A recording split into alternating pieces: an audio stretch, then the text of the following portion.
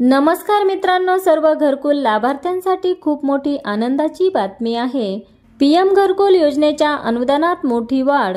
या व्हिडिओमध्ये आपण नवीन रक्कम किती मिळणार आहे तसेच योजनेबद्दल संपूर्ण माहिती पाहणार आहोत।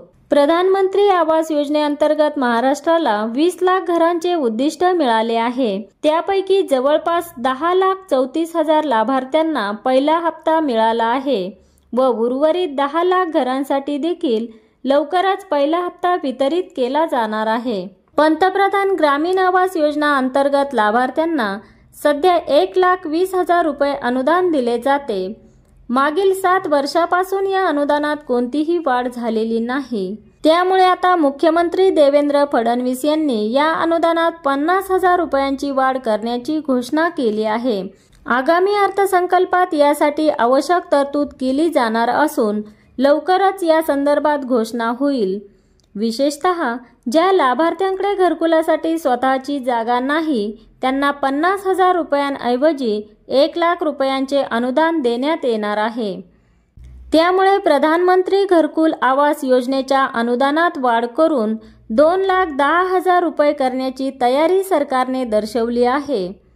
या सर्व प्रक्रियेसोबतच वर्षभरात 20 लाख घरकुलांचे उद्दिष्ट पूर्ण करण्याचे आमचे ध्येय आहे, असे ग्रामविकास मंत्री जयकुमार गोरे यांनी स्पष्ट केले आहे।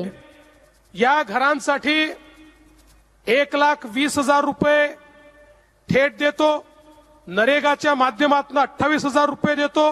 पुन्हा प्रत्येक घराला शौचालयाकरता 12,000 रुपये देतो। असे या ठिकाणी आपण जवळपास 1,60,000 रुपये या माध्यमातून आपण देतो।